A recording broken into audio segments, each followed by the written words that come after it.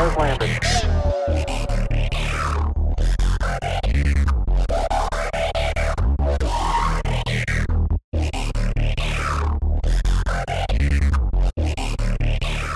Hey, Autumn Athletes, Larry Sorensen here, and today I'm going to talk with Mike Bevins to find out what makes him an Autumn Athlete that's not done yet. Before we get started, remember, if you enjoy our content, please like, subscribe, and ding that bell for notifications. All right, let's kick this thing off. Mike, thanks so much for joining us today. Why don't you start us off with just a brief introduction of yourself? All right, Mike Bevins. I'm 65, live in Florida.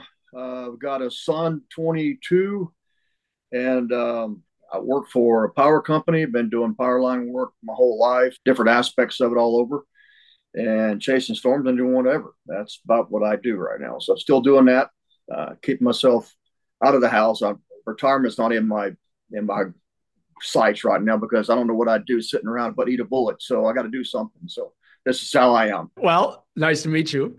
Before we talk more about what you are doing these days, why don't you give us a little background on your athletic history? In high school, I was a small kid. We didn't have, I went to a small Christian school. We didn't have much of an athletic program as far as weightlifting and stuff like that. That what I played all three sports.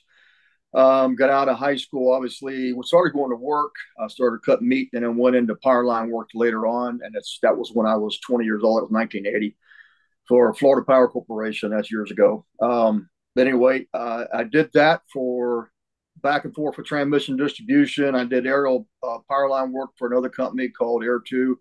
And we work off the platform, the helicopter. And then I was into rodeo for several years. I was in PRSA for 4 years and bull riding and doing that, a few broncs here and there. And I was also doing karate. I've been doing that since I was 13 years old. So I was kind of straddling the fence from both of those, not being successful in either one like I wanted. So in 1989, I was working with the bucket truck and another person, and the bucket truck got contacted into 7,200 volts.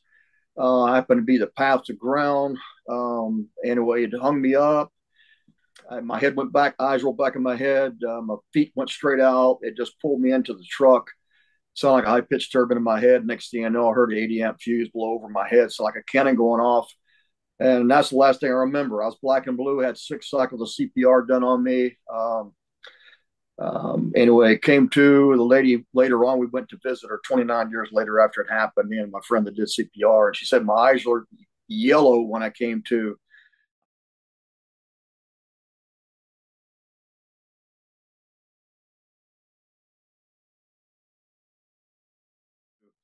I was screaming, hold my chest when I came to, and then was crying uncontrollably, just tears coming out.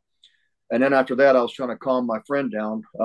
He was upset, but he's the one who did CPR on me. But until they took me to the burn center in Tampa. So anyway, with that being said, I was laying in bed in Tampa in the burn center. I had a lot of things in my mind. And so I said, I got to focus on one thing. So I started focusing on martial arts. And that was 1989. 1991, I started training right after that with Tatsuo Suzuki from Japan. He's no longer with us now, but started training with him, and he really kind of changed my whole direction, changed my life in many, many ways. But I got to travel with him. I traveled around the world. I finally made the U.S. team in '91 after focusing on one thing. And my first trip was to Guadalupe, which is the first time our team has won down there in 15 years. Exciting. I was floating a foot off the ground when I went down there. And then after that, things started happening and traveled and trained all around. Been to Japan 5 times, traveled over there and trained. Stayed over there close to 3 months in 2000 training. I was also a team member for WIKF USA team. So I started traveling with them, and then I became eventually a coach, and I was competing and coaching at the same time. I took the first year, I took the team to the Pan American Championships in Puerto Rico. We won that, the first time the team has ever won that. And then the next year, I took them to the World Championships, and we took third in the World Championships.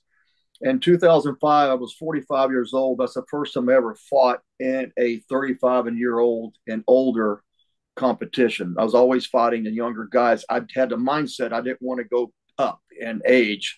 So I fought at 45 and 35 and older. I won the World Championships in that division. Then I retired from that. But the gym has always been my backup, especially the last few years. A lot of things happened to me. I was anyway, it's always been my go-to as far as my mental health. It's my psychiatrist, it's my therapy. There's times where I used to go to work 12-hour shifts. I worked for a power system operations center, and a 12-hour shift night or day. And I would get up at 2:47 in the morning and hit the gym at 3:30. And I'm funny about numbers, so I said 2:47. But hit the gym at 3:30 and do my training, and then I would go work 12-hour shift and go home. And that was my routine. If I worked nights, then I would go earlier, obviously, and then go to the gym and then hit. But that's been more or less my love. And here lately, I've been hitting some shows. I did a physique show in '57. I wanted to do something. I always want to do a Spartan race or something. I was in Colorado. I did a couple of Spartan races. Always try to find something every year to give me a goal and to keep me going, strive for. And so this year, '57, I did a show. '59, I did a show. And at 62, I did a show. Now I'm going to do another one this year. And I'm going to try to my goal is to make this next show. Then after that, I want to go to nationals, try to get my pro card. So I finally have a coach for the first time in bodybuilding coach. It's eye opening what you can actually learn. I've lifted for all these years. I had so much knowledge about it, but I'm always an open-minded person. I've tried his way of doing things, and I tell you what, it's made a hell of a difference in just a matter of a few months. Just the way I eat, the process I eat, and how I train. So that's where I'm at right now. So that's my love, and it keeps me going. What discipline of martial arts were you competing at during those years? Well, it was karate, Okay. and I trained with different tournaments. I made tried out for world championships for Shotokan years ago. They national championships and made that team. It was in Calgary, the World Championships there. Actually got my nose and cheekbone broke during the competition because it was a new pack competition. Long story. But anyway, but after that, it's always been, karate has never been in the Olympics. First time it was in the Olympics or any part of the Olympics was the Pan American Championships. I got invited to, and 1995 was the first team trials for the Pan American Championship. So the top two competitors in every kilo or weight group was invited to the Olympic complex in Colorado Springs. It was a last minute deal. They had to get some senators involved to get all these three organizations together, USA, NKF, AAU, another organization, to get them together, all the heads, because like Hein is pulling on the same piece of meat. Everybody's a big chief. Finally made them have it. We got a notification about 2 or 3 weeks before team trials to be in Colorado Springs finally. A guy named Toki Hill actually got a hold of that by the horns and made it happen. Toki was a world championship champion himself, a very, very great fighter from years ago. But anyway, make a long story short, I got invited to go there, and going from Florida to Colorado Springs, altitude will kick your ass. So that's what happened to me. I was rocking and rolling until also my legs went numb. So I wasn't used to the altitude yet. So that's my story on that. We were there for several days for the team trials. But yeah, that's a discipline. It was karate finally was in the Olympics. What was it? 21. It was supposed to be 2020 because of the COVID thing, and went to 21. And then the next Olympics, they took it out again. It's just sad that all these athletes, the carrot's always been out there for all of us for years to make to Olympics, to try to make to Olympics. And because of politics, that's always been the Achilles heel. It's terrible for these athletes, especially the ones who made the first Olympics. You mentioned the incident at work. Have you had any other kind of physical setbacks along the way during your athletic journey?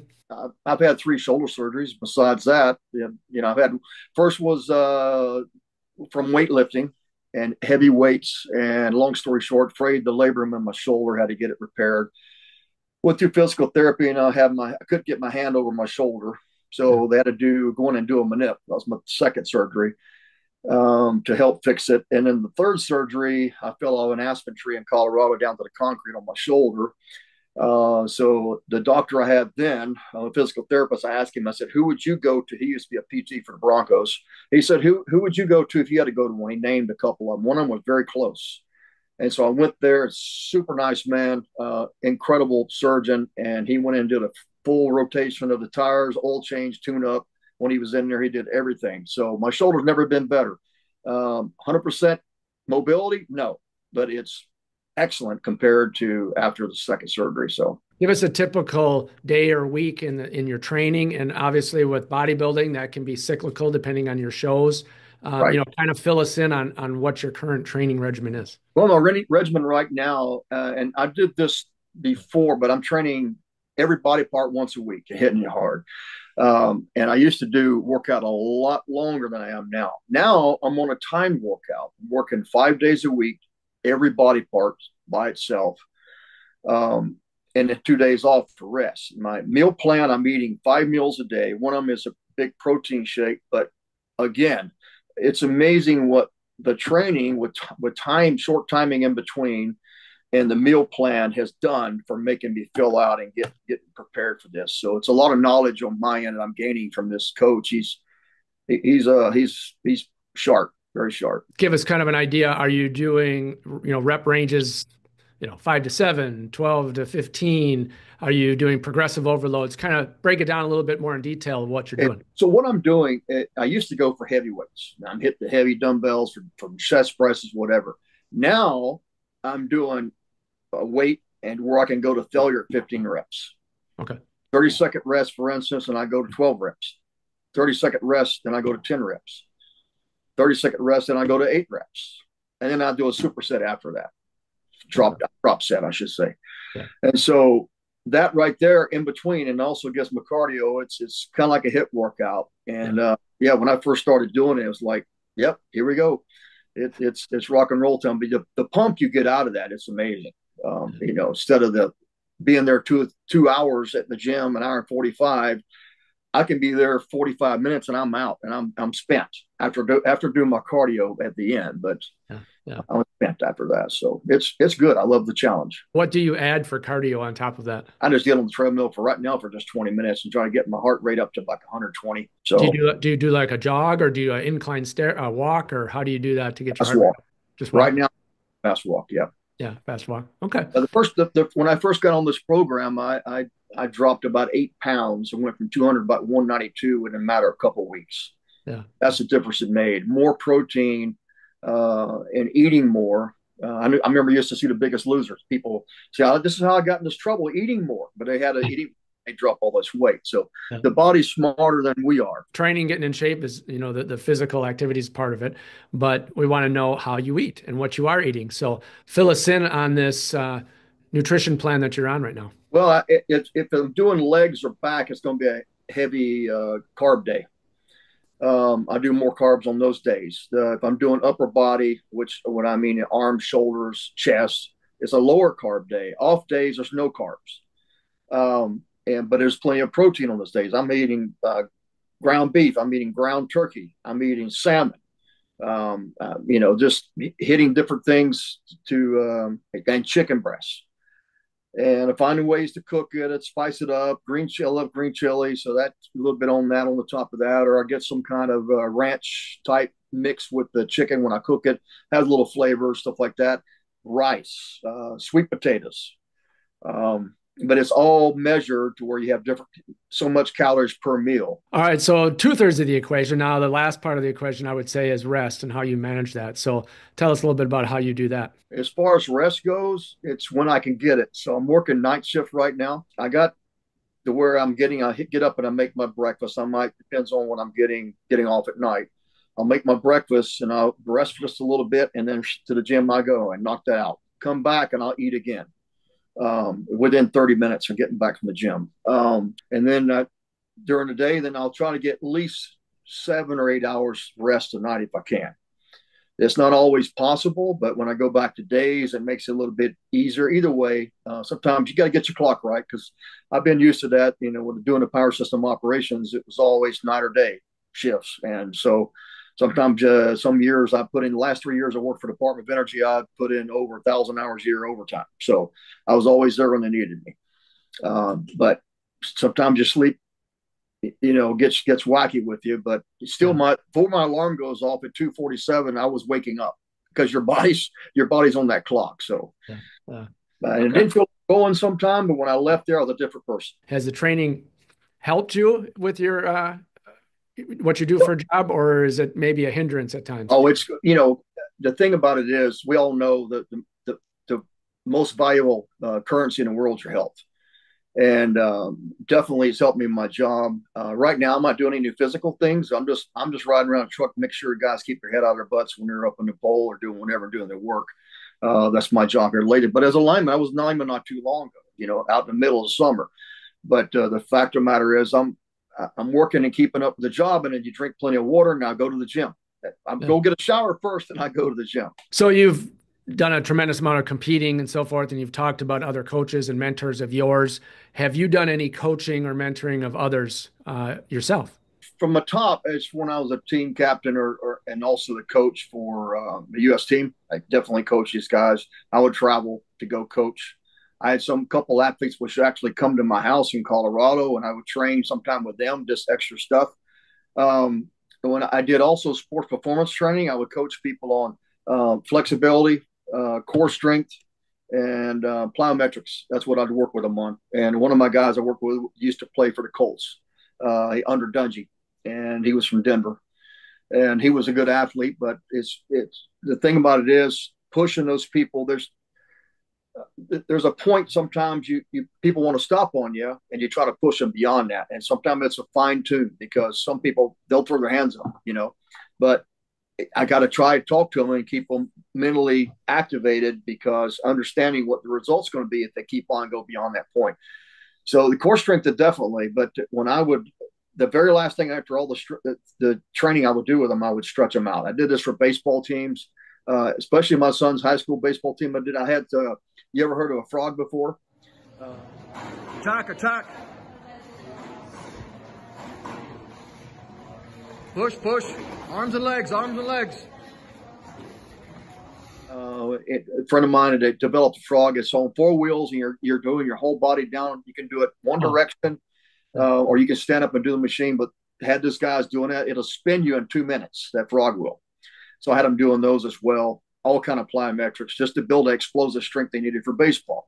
Martial arts, the same thing. So it's enjoyable and it's rewarding. And also, I used to be a trainer for guys exiting out of the military. I did a class for them for 9 weeks, being a lineman. So, and I would get on the poles with them, and they're out of Fort Hood. They're transitioning out of the military, and I had class I would do for them.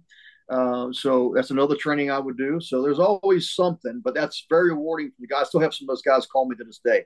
It's rewarding to me. Understand that you can help somebody in a ripple effect, that give them a trade and help them out. You're 65. You're in fantastic shape, and you're still pursuing these goals of now bodybuilding. Why? What's the motivation? What keeps you going? I got to have something to do, and it's rewarding to me. The gym's always been rewarding to me, especially mentally, but physically, it's helped me out as well. But to keep me strong, it's amazing to me how I heard the old saying about weightlifting. You quit lifting weights when you get older. The saying is, but you get older when you quit lifting weights. Yeah. So your body structure depends on, people do maintenance on their cars. They keep them polished. They keep them oil change. They do all this kind of stuff. But they do nothing for their body. You want to maintain it. They don't want it to last, but their body will screw it. We'll just eat junk and drink beer and do whatever. I don't understand the mentality. So that's just me. So it makes me feel better about myself. If I'm happy, I can be happy with other people. And that's why I believe anybody. If someone's unhappy with themselves, I don't know how they can be happy with other things. That affects everything in their life. That's just my belief. If you could bottle your secret sauce to health and fitness, what would the ingredients to that recipe be? I think it's all about attitude. And you got to cultivate it sometimes. Mental toughness is a cultivated thing. And I used to train athletes, and I'd always tell them that you got to cultivate the attitude. Is like your mental box. Everybody lives in a mental box. And if you can get an athlete or get a person to understand they can break the walls down of that mental box, then all of a sudden they go, wow, okay. But they're in a bigger mental box. So how are we going to do this? I know I broke the first walls down. I got another wall here. Can I break that one down? That's how I try to push these guys that I'm training them. You can break that mental box down, but if you stay captive in that box, you'll never get out beyond that. Obviously, that's a duh, but some people really don't understand that and comprehend that, because if you can push yourself I know when I went in 2000 when I was in Japan training, I was training with the university Nichidai University guys in a summer camp. I was 40 years old, going down the floor, bam, bam, all day long. We had 3 different trainings all day, and it was very grueling. And so we're running sprints up and down the floor. I was the third day I was sore, buddies, but I was running sprints either first, second, or third. I'm running. I'm beating all these kids. And when I told him I was 40, then he mumbled to his other friends, and all of a sudden they're running past me and trying to, I gave him a little bit of incentive. This old man's beating our ass. We better get our stuff together. So Yeah. that was funny.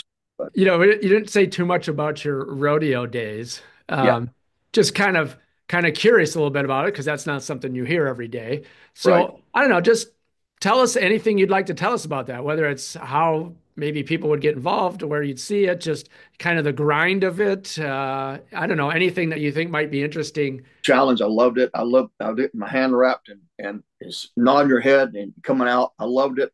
I wasn't successful on it, wanted to be, but I was straddling the fence with karate and that at the same time. But the thing about it, it's addicting, and the adrenaline rush, and the guys you meet, the guys you travel with. And I was working at the time, a lot of time I was working 4 10-hour days. So I had 3 days on a weekend I could travel and rodeo in the Southeastern Circuit. And so you have to go through Procom, call the 800 number, enter rodeos. You can do it online now, but you go through Procom, call the number, and you find out what order, which rodeo you're going to, and you're trying to plan several rodeos a weekend to go to. But the guys you meet, the camaraderie, it's just like martial arts, the same thing that you guys you train with and travel with. It's a family. I've met people, for instance, karate. I met people from Venezuela. My first trip, I went to Japan, and we're still like, it's like my brothers. It's amazing. We still keep in touch. One of them lives in Spain. One lives back in Venezuela.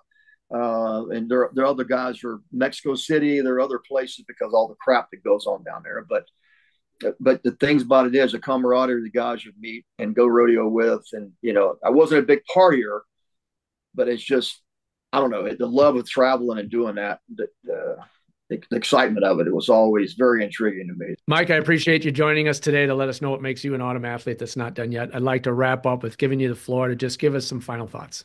Don't get in your comfort zone. The old saying, comfort kills, it does. And so many people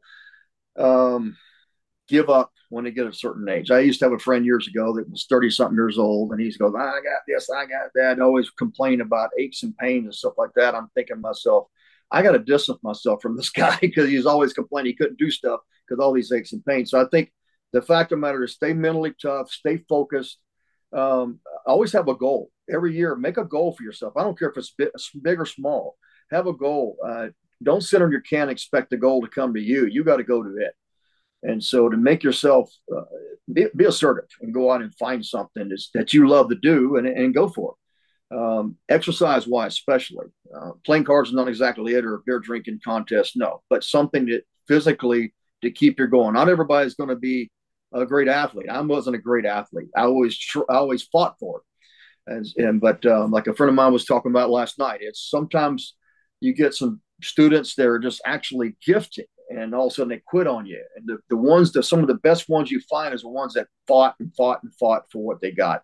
Mm-hmm. They made the best ones, the best fighters, or their best whatever. So that's the only thing I could say. Just stay motivated and look ahead. Don't look behind about issues. Focus ahead and attack tomorrow. Well, that's some great advice, autumn athletes. Mike Bevins, he is definitely an autumn athlete that's not done yet. Remember, keep moving, set your own goals, and train hard to achieve them. Thanks so much for watching, and we will see you next time. Thank you, sir. Appreciate it.